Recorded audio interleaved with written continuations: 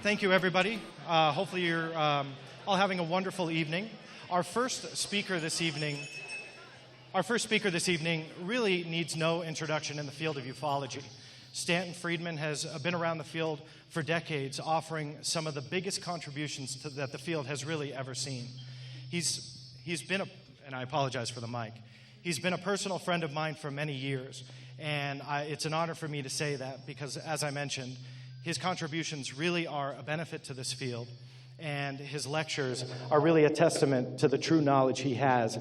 So let me waste no further time, and let me bring up Mr. Stanton T. Friedman.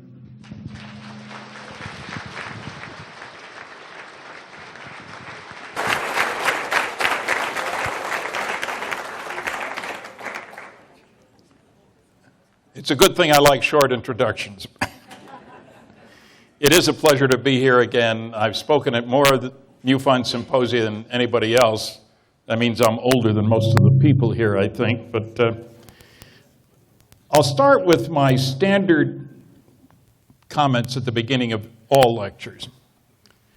After 51 years of study and investigation, I've reached 4 major conclusions about flying saucers. I don't like the word UFOs. I like the word flying saucers. All flying saucer UFOs, very few UFOs are flying saucers. You can keep the UFOs. I'll take the flying saucers. First, the evidence is overwhelming that planet Earth is being visited by intelligently controlled extraterrestrial spacecraft. In other words, some, underlined 23 times, some UFOs are alien spacecraft. Most are not. I don't care about those. Second, the subject of flying saucers represents a kind of cosmic Watergate, meaning some few people within governments have known since at least July 1947 that indeed some UFOs are alien spacecraft. I am not saying everybody in government knows what's going on. Most people in government don't know anything about what's going on.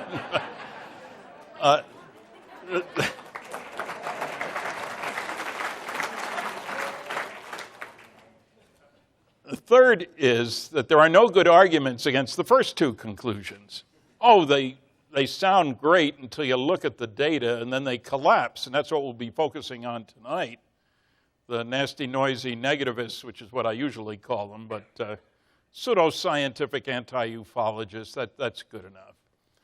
And the fourth conclusion is we're dealing with the biggest story of the millennium. Visits to planet Earth by alien spacecraft, successful cover-up of the best data, bodies, and wreckage for 62 years now. Tonight, I want to do something I've never done before, and that is to hit hard on the nasty, noisy negativists. I am sick and tired of people who call themselves scientists, many of them of whom have piled higher and deeper degrees, who attack UFOs in a totally unscientific fashion. If you're going to be a scientist, I think it's time to act like one. So I have some rules for pseudoscientific anti-ufologists. Incidentally, most of you know that I've been a slide man all my life. I've finally broken down and joined the 21st century, a little late, but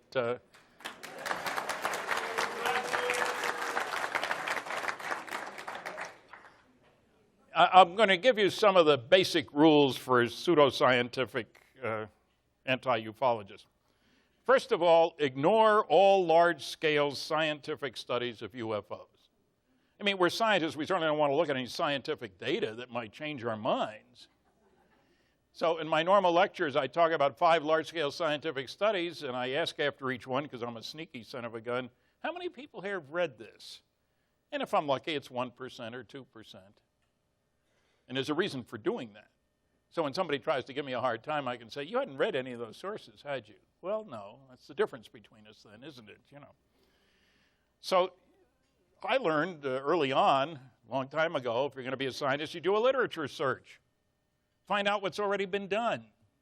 One of the basic rules. These guys with PhD degrees, before they did their thesis, they certainly had to check to see that somebody else hadn't beaten them to the punch. The second thing is echo the false arguments of other pseudoscientific anti-ufologists. In other words, you don't need to do any research yourself. Find somebody who said the same stupid things you believe in and repeat them as if they're from an authoritative source. Well, it's easy to do. It doesn't mean anything from a scientific viewpoint.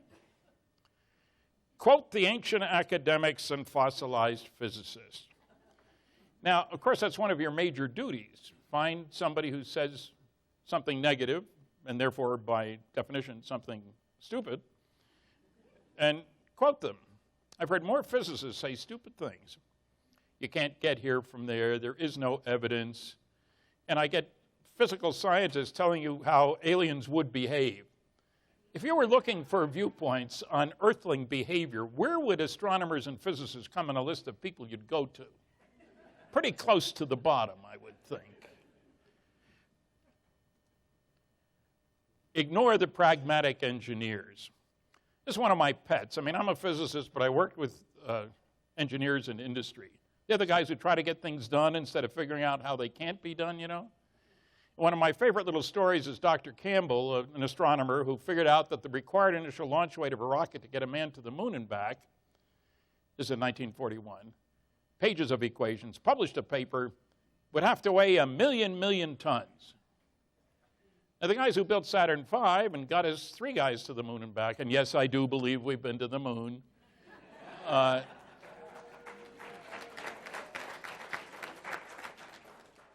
Saturn V at launch weighed not 1,000,000 tons, not 1,000,000,000 tons, 3,000 lousy tons.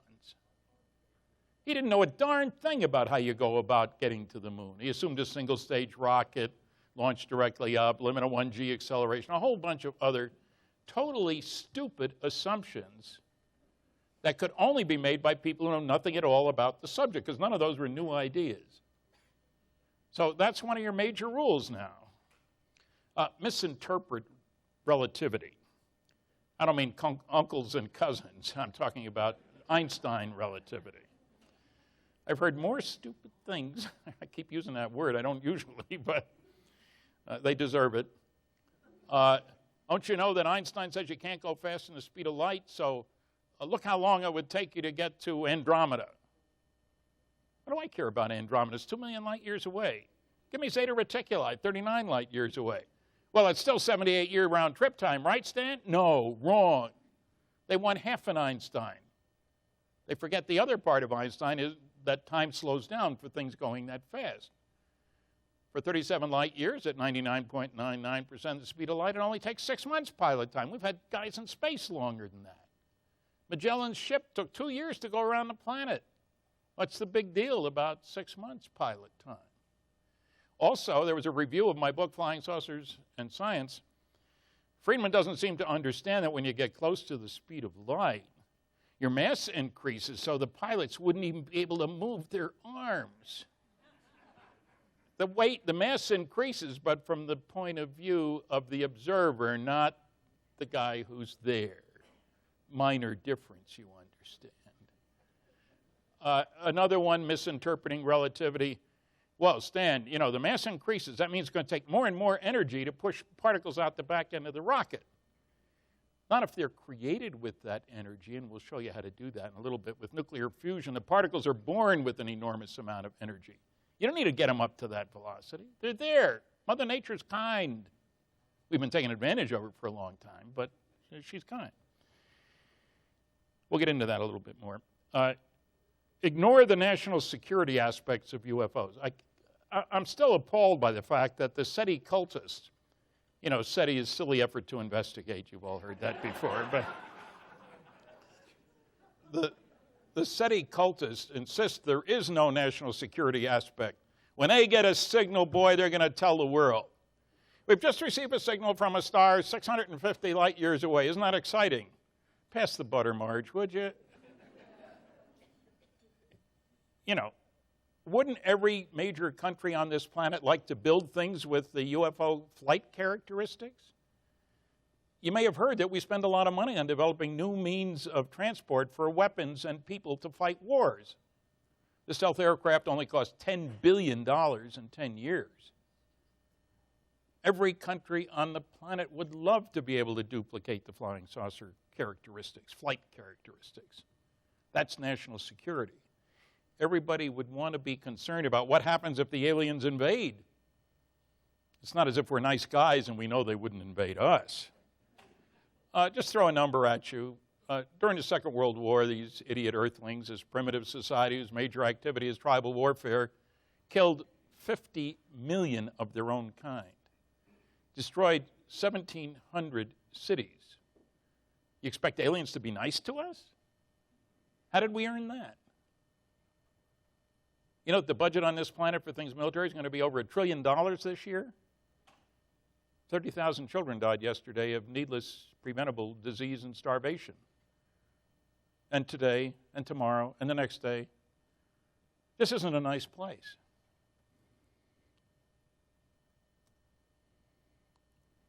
I love their attempts at saying how aliens would behave and what alien technology would be. Of course, they'd come here and land on a White House lawn. As the President of the United States, maybe some of you can help me here, does the President of the United States speak for 6.3 billion earthlings? Not the last time I heard. Again, would you go to these guys for any insight as to aliens might behave, how they might behave? I don't think so. And their technology? Technology is developed in industry, basically. Large government-sponsored R&D programs. There are people here who know about such programs. And I shocked people by pointing out that when I was a young lad working at Aircraft Nuclear Propulsion Department of GE back in 1958, I hate to say it, some of you weren't even born then, we employed 3,500 people, 1,100 of them engineers and scientists, and we spent $100 million that year. Now that's a modest-sized development program in industry, not in academia. The next one, these are all just talking points, really. You could do a whole dissertation on a bunch of these. Assume nothing special about the Earth. Why would anybody want to come here anyway? Well, you realize Earth is the only planet in the solar system that's practically covered with water, and it's covered with air that people like us can breathe. And most people don't talk about aliens' breathing apparatus and stuff. They seem to be able to breathe this air. Perhaps they don't notice that the Earth is the densest planet in the solar system. You mean the people? No. That may be true too. I don't know. But a cubic foot of Earth weighs more than a cubic foot of any other planet in the solar system. So what? Well, it means we got more heavy metals. And heavy metals are rare in the universe. And some of them are very valuable. Uranium, for example, weighs 18 times as much as water per cubic inch. You know what it was used for 100 years ago? Yellow coloring agent for dishes. That's illegal now, incidentally. We found other things to do with uranium. There are other oddball heavy metals, osmium, rhenium, platinum, rhodium, tungsten. There's a bunch of them. They have very special characteristics, and some of them might be very valuable at places that are older than us and therefore don't have as many because it takes sort of cooking in stars to make the heavy elements. The bottom of the ocean is covered with nodules of various metals. We're not picking them up, but there's no reason that some of these underwater or unknown submerged objects, USOs, they may be mining the bottom. All kinds of, I mean, they might like fish dinners too, you know, I'm not saying that's out, but one could go on, and I do in the paper a little bit, but, and I should add, incidentally, this is obviously, I am not reading my paper from the proceedings. I strongly recommend that you buy the proceedings so you can find out the written version of what people will be presenting. I doubt if many people are going to be reading their presentation, so you need that. Assume absence of evidence is evidence for absence.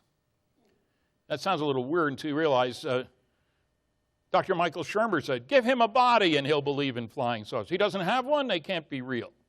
Why would any rational person expect him to have one? Why would any rational person expect him to have any highly classified documents? His reasoning is if he doesn't have any, they don't exist. That's pretty weird when you think about it. And it comes up in a lot of other, well, you don't have any this or you don't have any that or you can't prove this. That doesn't mean it doesn't exist. Majestic 12, one of my favorite subjects.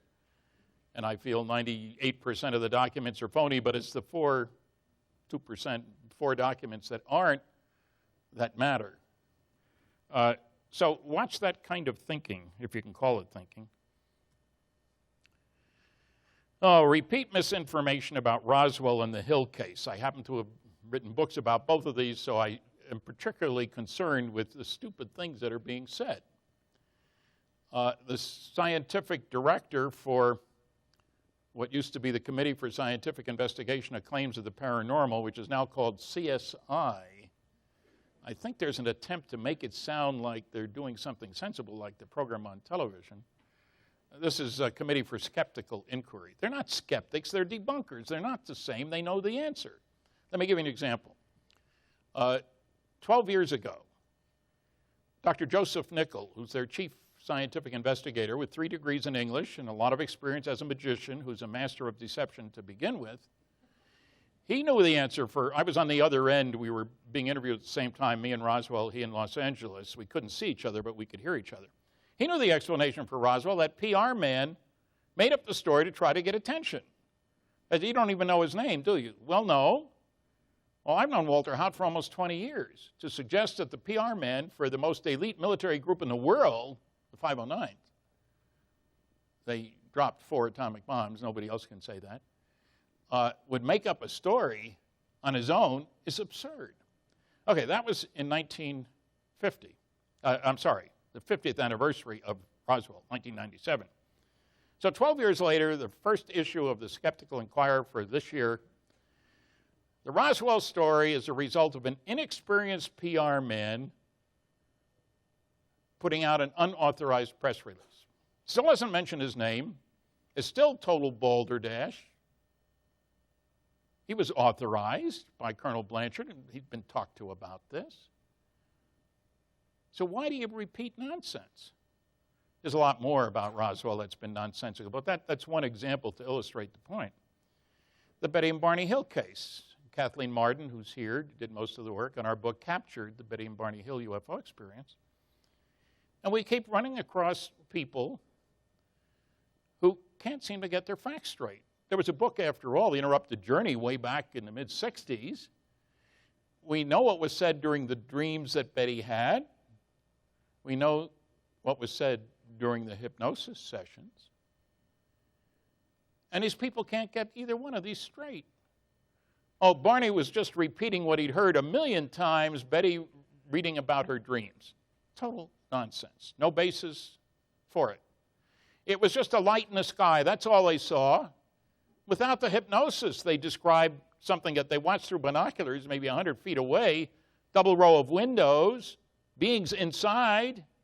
They saw it alongside the Old Man of the Mountain, which has since fallen into the lake, but it was a big site in New Hampshire.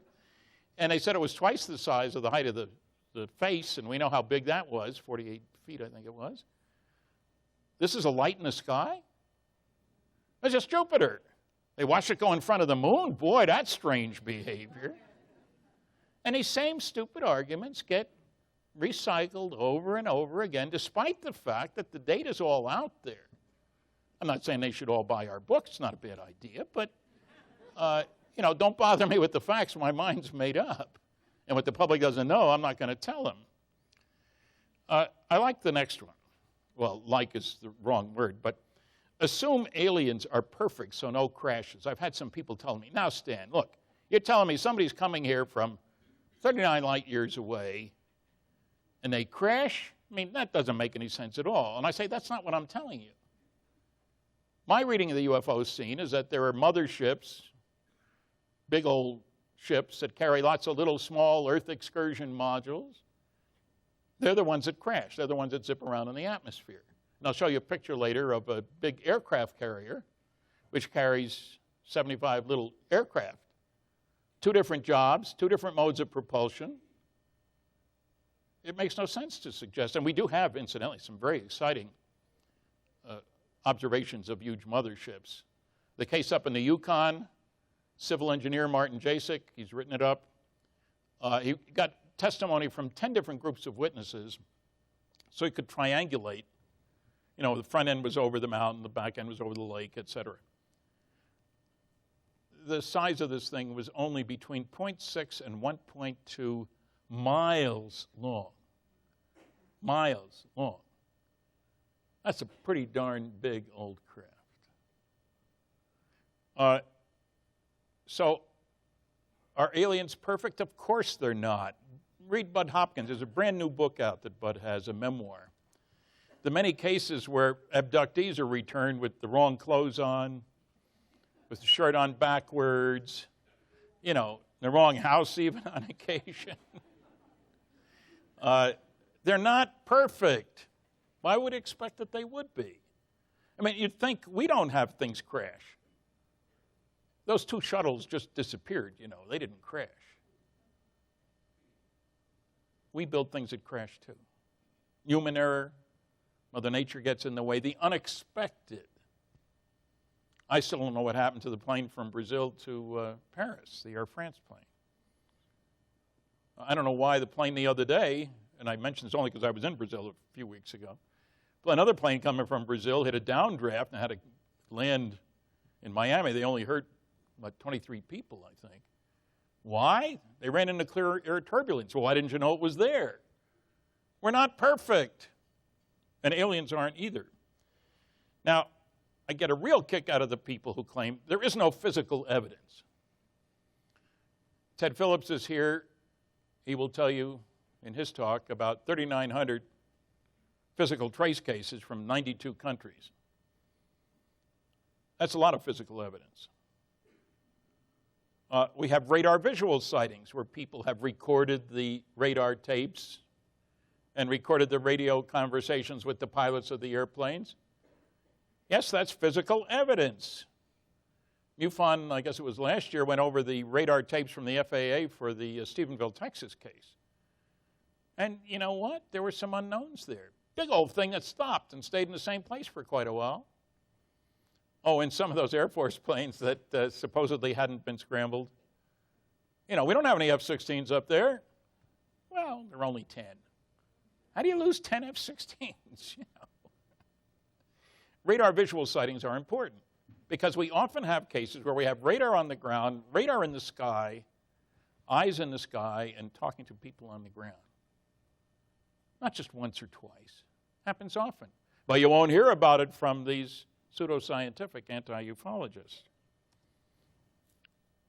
I just talked about Ted, so we'll go through that.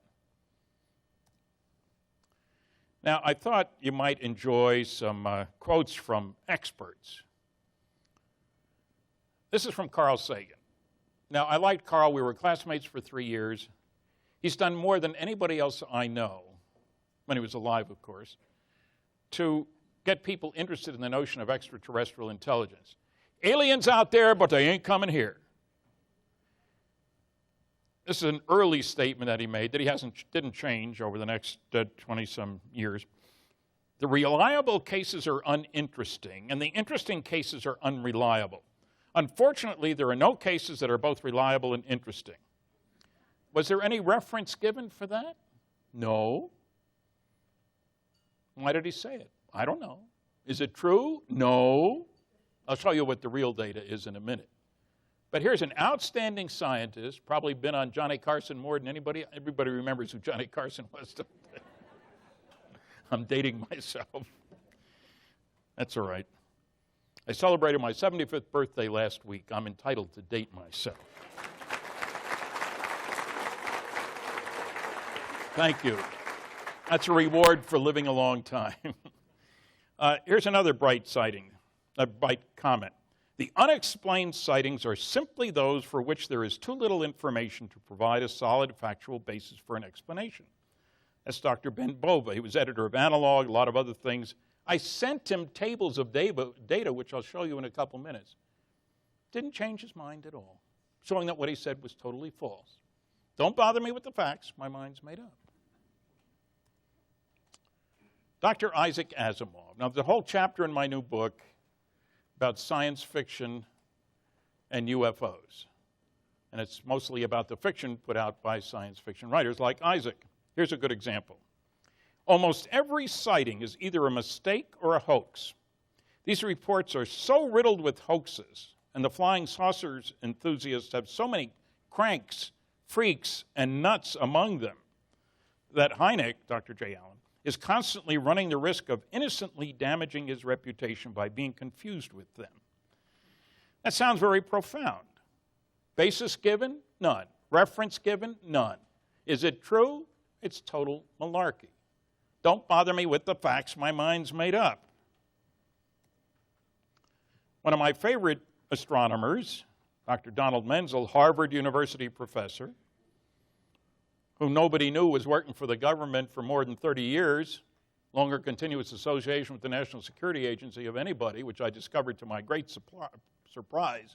I didn't like him while he was alive. I developed a lot of appreciation for him afterward. But here's a statement. All non-explained sightings are from poor observers. Any source of information? No. Reference to information? No. Is it true? No. We'll show you.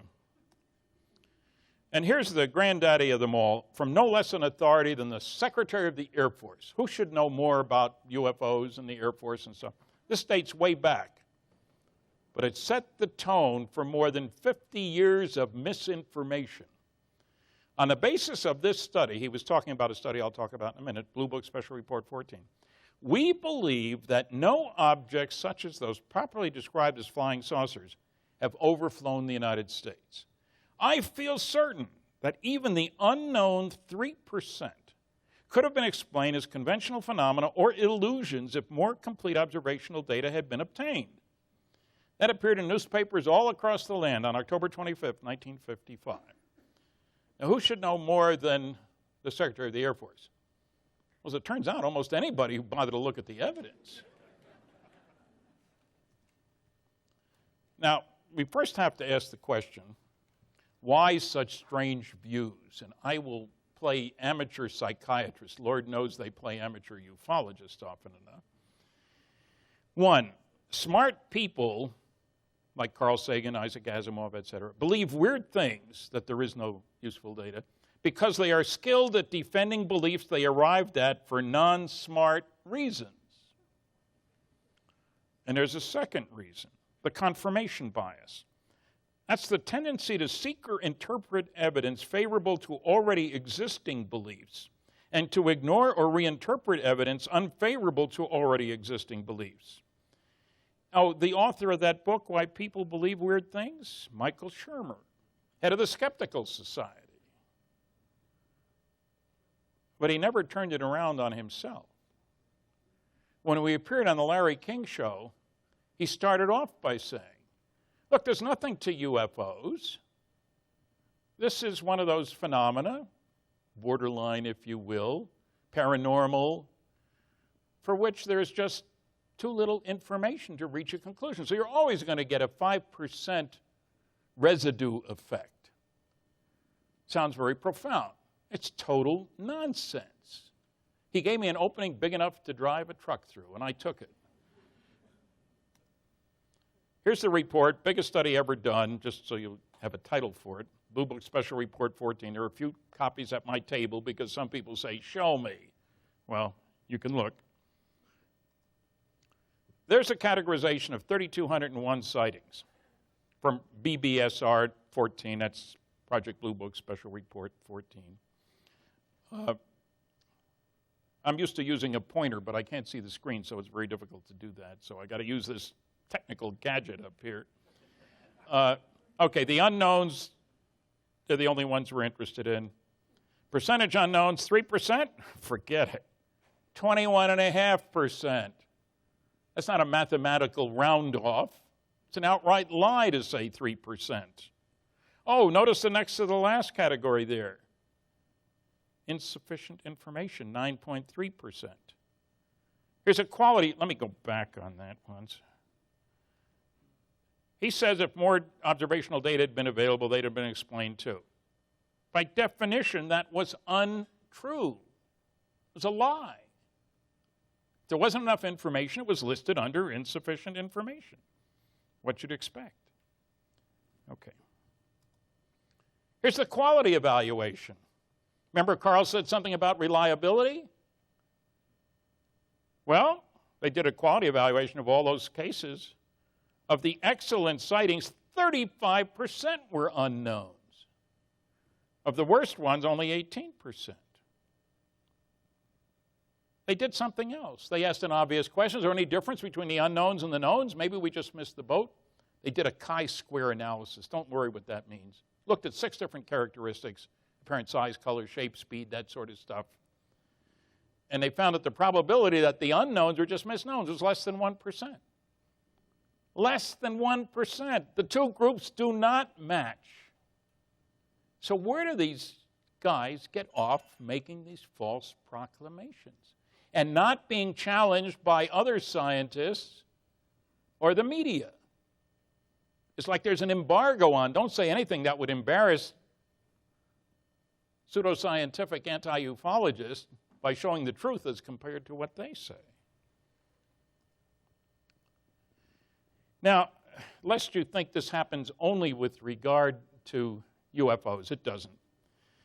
Here's a famous statement. Kathleen Martin and I are working on a new book about stupid statements by smart people. This is one of my favorite ones. The demonstration that no possible combination of known substances, known forms of machinery, and known forms of force can be united in a practical machine by which man shall fly long distances through the air seems to this writer as complete as it is possible for the demonstration of any physical fact to be. Dr. Simon Newcomb was the outstanding astronomer of the 19th century. He said that 2 months before the Wright brothers' first flight. What did he know about flying? Not a darn thing. What did these two bicycle mechanics know? They ran wind tunnel tests on all kinds of stuff. They knew a lot, and they flew. He was so important a figure that the President of the United States attended his funeral. But statements like that, which were well publicized, kept a lot of other people from spending any money on development of these impossible machines. One of my favorites, the British astronomer royal, Sir Richard van der Riet Woolley, made many silly claims about spaceflight, including when speaking to Time magazine. It's utter bilge. I don't think anybody will ever put up enough money to do such a thing. What good would it do us? If we spent the same amount of money on preparing first-class astronomical equipment, we would learn much more about the universe. It is all rather rot. He said this 1 year before Sputnik. What group has benefited the most from space stuff?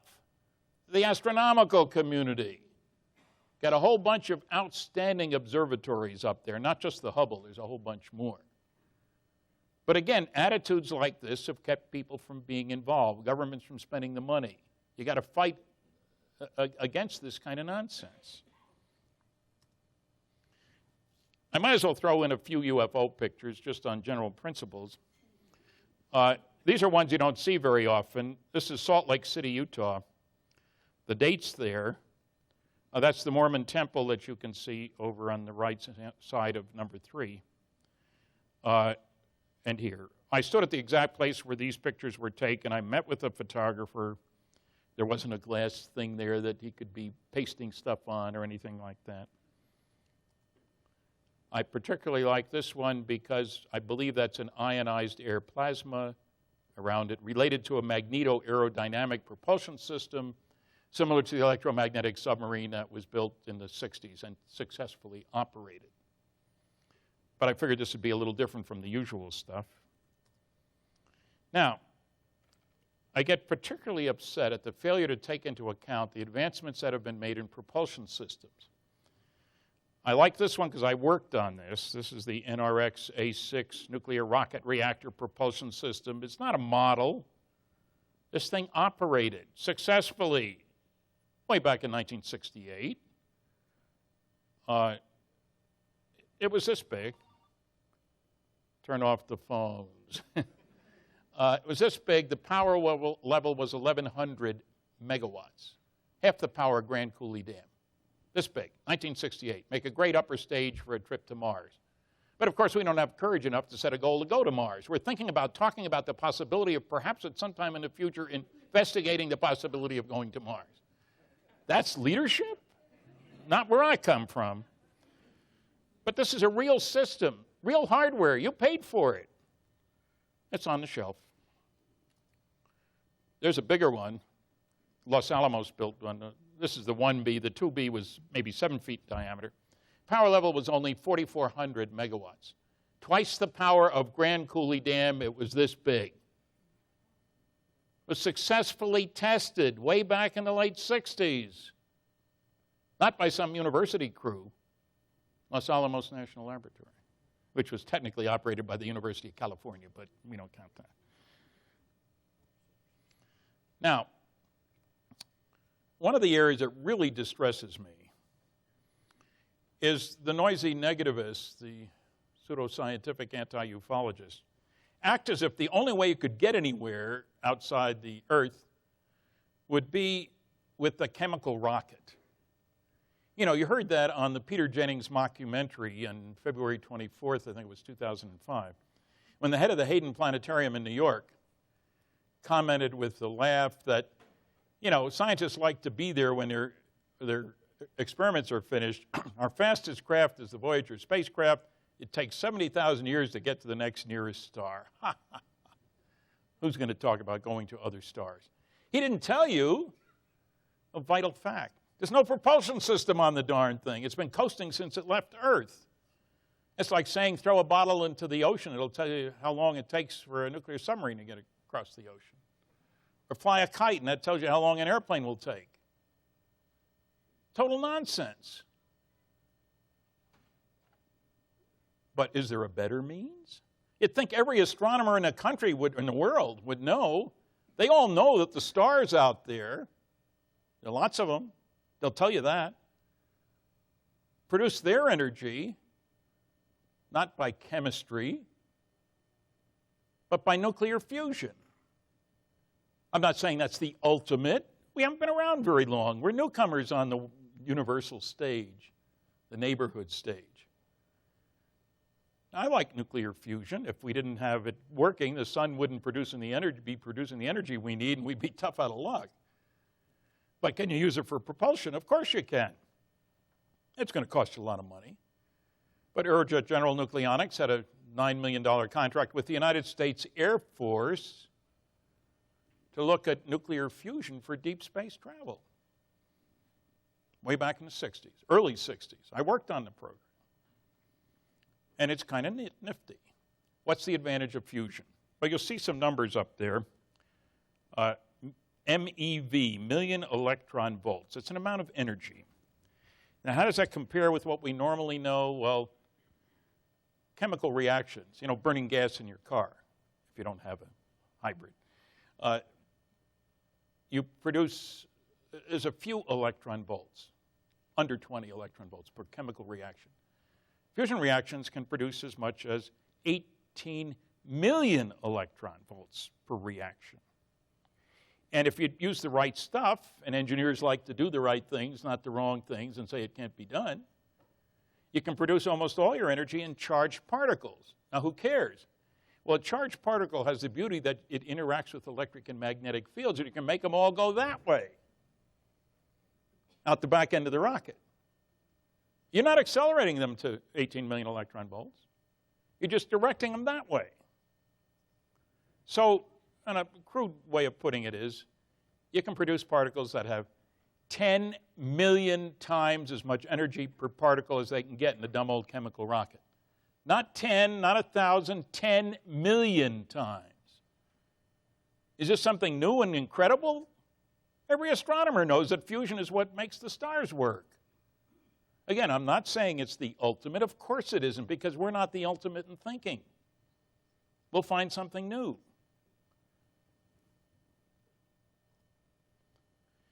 And being the earthlings that we are, we very quickly, once we found out about fusion, which was 1938, some of you were even alive at that time, we put it to use. We're very good about such things, we earthlings are. In 1952, we set off this beauty, the first H-bomb, fusion explosion. This is an island in the Pacific, much of which disappeared when we ran the test. Okay. The fireball was 3 miles wide. The amount of energy released, the equivalent of exploding 10 million tons of TNT. 10 million tons. We should have a contest. What did the aliens say when they saw that thing go up? These idiots on this planet are really going ape, you know. Now, for comparison, during World War II, the big bombs were the 10-ton blockbusters that we bombed Europe and Japan with. Japan, we use mainly fire bombs because the nice guys we are, we'd rather burn people up than explode bombs on them. But so from 10 tons of TNT to 10 million tons in less than 10 years. That's real progress, you could say. So my point here is that anybody, any thinking person who's dug into this knows that we have other means for doing things than dumb old chemical rockets. We got to get some engineers to work. It's going to cost a lot of money. The Manhattan Project only cost $2 billion in 1942, roughly the equivalent of $20 billion now. And was done in secret. And there are people who tell you the government can't keep secrets. No, they can't keep secret. Nixon couldn't keep Watergate secret, could he? No. But has the government kept other things secret? Well, yeah. Think of the Corona spy satellite, not the cigar or the Toyota. That was the name of it. Naval Research Lab developed it.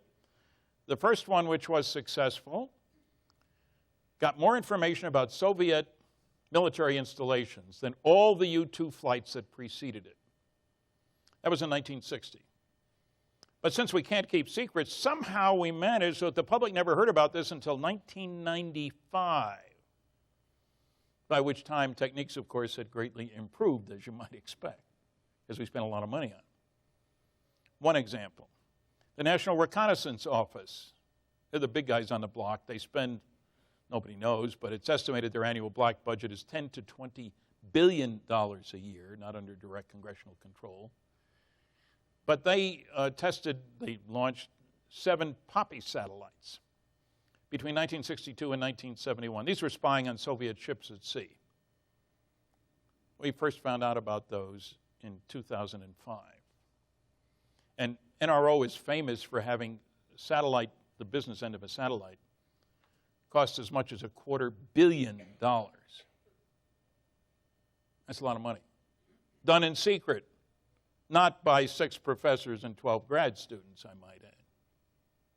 Thousands of people work on those programs. So there's a lot going on. We can keep secrets. There are many more examples. On the other hand, I'm strongly opposed to those who say, we are entitled to know everything. We want the government to open all the files on UFOs. We're entitled to know. Not as far as I'm concerned. There is a legitimate need for national security. Key lesson, key phrase here. You can't tell your friends without telling your enemies. They read the papers, they listen to television, they listen to the radio. Aren't we entitled to know? No. Suppose we figured out a new way to detect things flying in the atmosphere besides radar. Should we publicize that? Hey, Osana, come on and buy it, would you? It's dumb. I do not think we should release everything, especially technology. Now, I certainly don't agree. One of the disclosure projects tells you, invest your money in this company which is going to develop free energy that we actually developed by back engineering the Roswell crash. I've seen no example of that, and I've seen no proof at all that that's been done. Sounds good. Free energy for everybody on the planet. Sure, the sun is free too. The converter costs money. The wind is free too, but the wind turbines cost money too. And I noticed the last time I looked, the sun doesn't shine all the time, and the wind doesn't blow all the time either. That's not the end-all and be-all. But be assured, governments can keep secrets. They don't keep them by telling everybody and say, please don't tell anybody else. They keep them by having you get security clearances and a need to know for that particular information. Just because you have a top secret clearance doesn't give you access to all top secret information. I learned that when I was working on nuclear airplanes, working on radiation shielding, and looking at classified abstracts. I found that the nuclear Navy was doing a lot of what sounded like interesting work. I tried to get those classified documents. I had the right clearance. Couldn't get a need to know from Admiral Rickover. And that's common in many different areas of technology here. So there's another part of need to know. Some of the people around Washington think they are so important that if this were true, I would know about it because I'm important, and I don't know about it, so it must not be true. It's kind of the New York Times attitude. All the news that's fit to print, you know, that we see fit to print, they mean. David Susskind used to have a talk show a long time ago. I got called living in California. There was a big wave of sightings in the early 70s. He wanted a good recent case. I got him the Coyne helicopter case. He wanted an abductee. I got Betty Hill. He wanted a good skeptic. I said, there aren't any, but here's how to reach Phil Klass. Wanted me to send them all kinds of stuff. I did. They flew me to New York. I spent one night there. Between taping of various segments, he says to me, I'm sitting right next to him, he says, you know, I read the New York Times. There's nothing in there that says these things are real. So we have a new syndrome, the David Susskind syndrome. If aliens were visiting Earth, that would be important. Nobody denies that. But if we're important, I, who keep track of everything that's important, would know about it, and I don't, so it must not be, and I'm not going to waste my time about something that doesn't exist. It's a self-fulfilling prophecy. That's a big part of the problem here. I kind of like this picture. E equals MC squared times 40. This is a nuclear-powered aircraft carrier operated by the United States Navy. And you'll notice it carries a lot of pretty far-out fighter planes there. Now, this illustrates what I was saying about the motherships. The aircraft carrier is very large, almost a quarter-mile long. It can operate, honest to God, for 18 years without refueling. 18 years. Think of all the diesel fuel that isn't being used for this. And if anybody wants an explanation, I'll tell you how later. There's no magic here. Not even MAJIC. I mean, it operates only on the water. Those little airplanes can fly for what? An hour, 2 hours on a really good day without refueling. That's what I was talking about before about motherships and little Earth excursion modules. Different functions. And, you know, I don't know who arranged this picture, but I got a kick out of it. We have more than one nuclear-powered carrier, incidentally. And the Russians do, too. They're pretty big targets, but they can move awful fast. One of the things that happened when we started using nuclear energy in the Navy was suddenly you could operate the ship full speed ahead forever. Normally, you use so much fuel that you can only run a little while at top speed before you got to get refueled. And in the wartime, where are you going to get the fuel? I mean, the Brits had coaling stations, but in a big aircraft carrier like this, where are you going to get enough fuel? You certainly change the rules of the game when you go to nuclear. You know that there are nuclear submarines that can go around the world underwater without surfacing? They take periscope leave at Hawaii. They wave at Hawaii when they put the periscope up. It's a whole new way of doing things, and it's time we recognized it. This looks complicated, but it isn't. It's just to illustrate the point. How much acceleration can people stand? There's a book that's physics for people who don't think they'd like physics. I don't like the book, but when you get to 9 Gs, you die.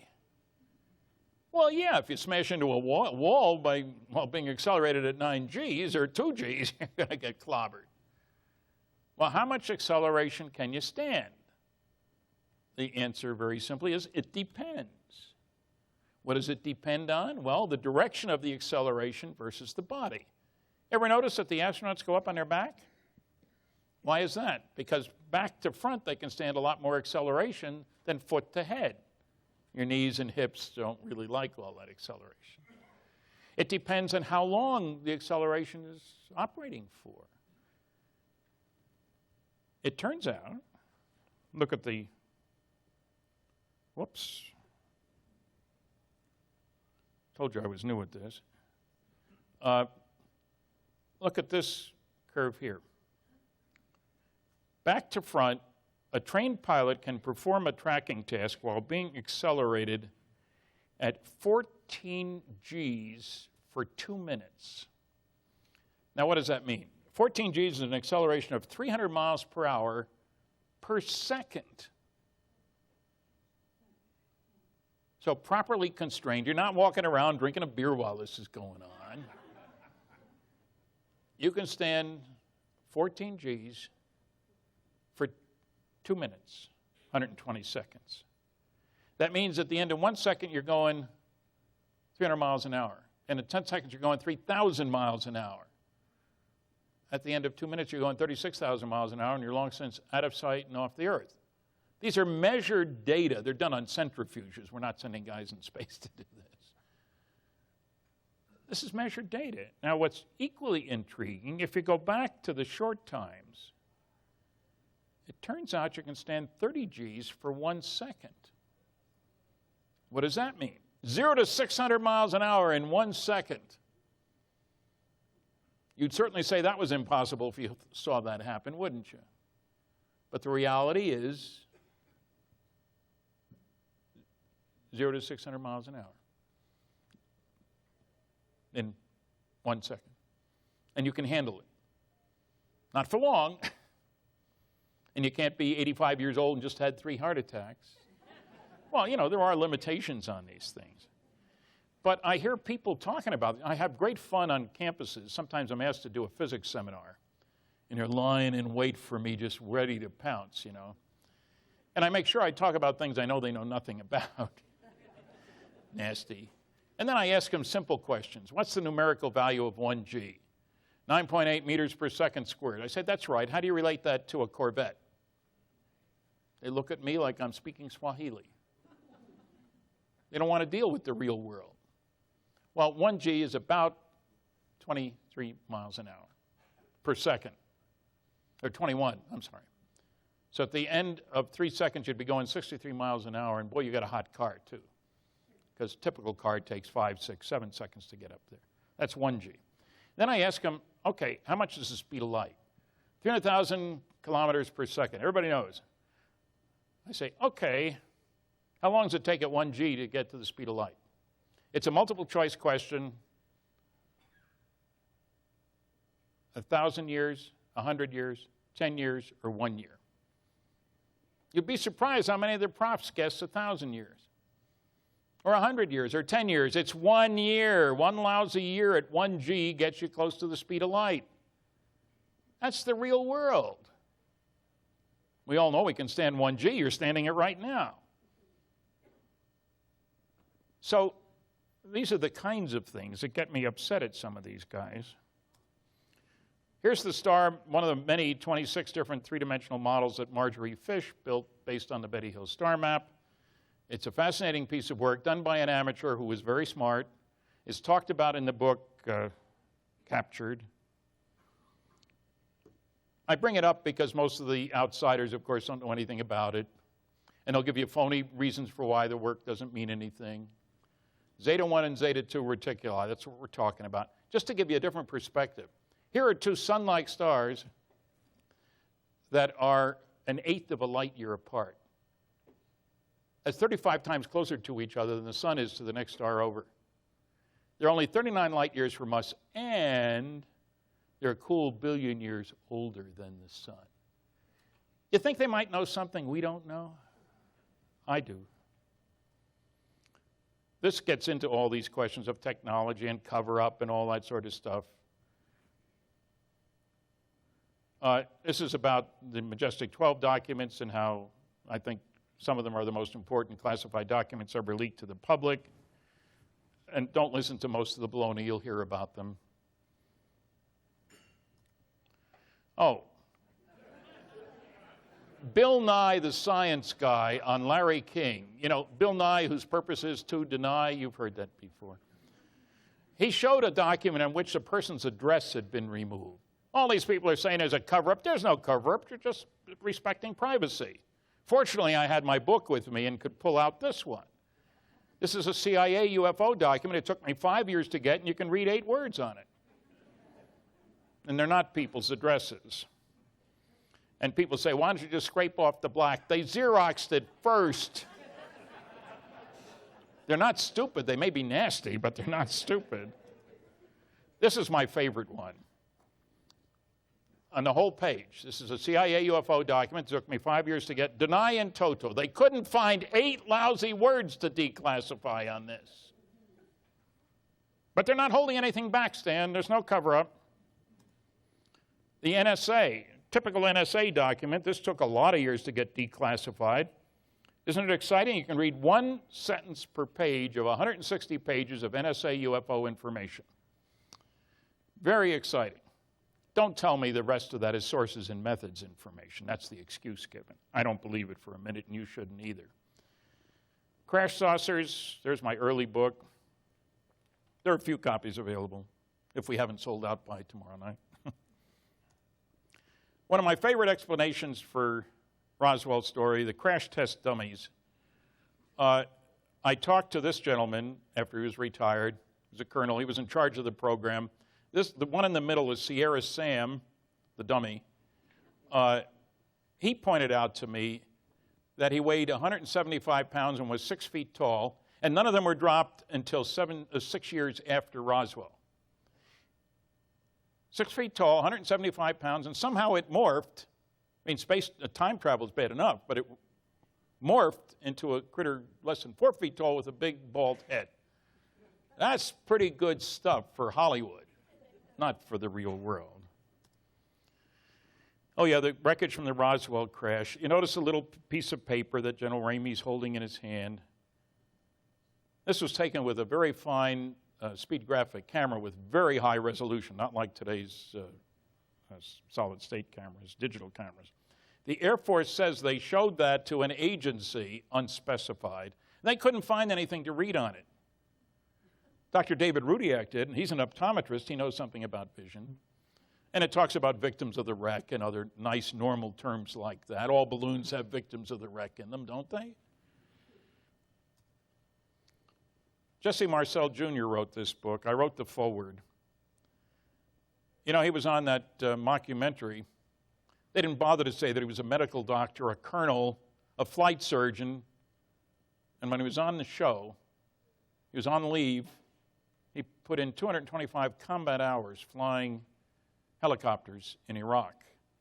He was 68 years old when they called him back in. The audience wasn't told that he was a doctor, a colonel, a flight surgeon, a combat pilot. I don't consider that legitimate journalism. You've seen that one before. Oh yes, the noisy negativists do pay their debts. Phil Klass paid me $1,000 for proving him wrong about one of the MJ-12 documents.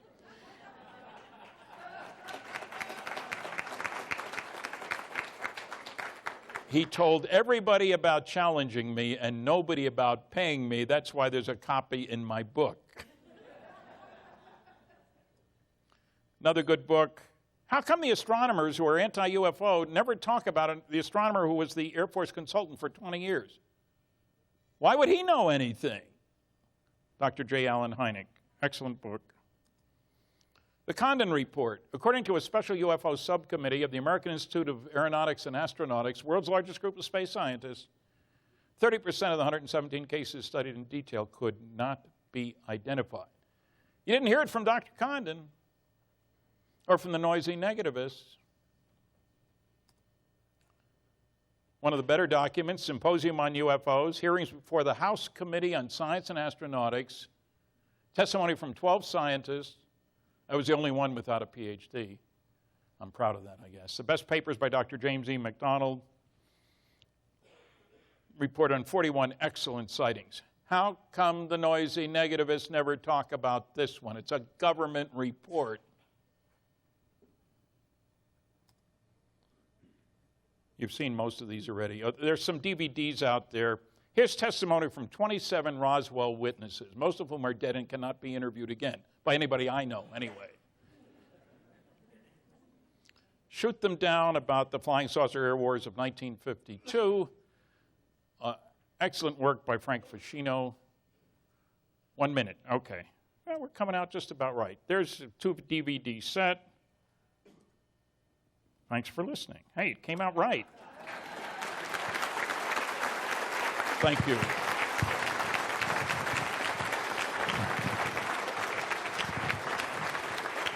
Thank you, Stan. Right on the button. Yeah, that was good timing, wasn't it? And thank you all. Thanks again to Stan. We obviously got the audio issues worked out. I had a few more things that I wanted to say about Stan. Unfortunately, with the audio, I couldn't get it all out. I just wanted to get off the mic and get some good, clean audio with Stan's concise statements up here. So thank you again, Stan. My pleasure. Thank you all. Unfortunately, we have to clear the room before dinner. I know many of you who are going to be joining us for dinner. We are going to have to clear everybody out to the hallway so we can then bring you all back in. There's some resets on the table. I'm sorry about that. There's some resets on the table, so we're going to have to clear everybody out. The great staff of the Marriott's going to have to work on the tables. So if we can all just clear out, and we'll get going when we can. There you are. Watch your step. You got it.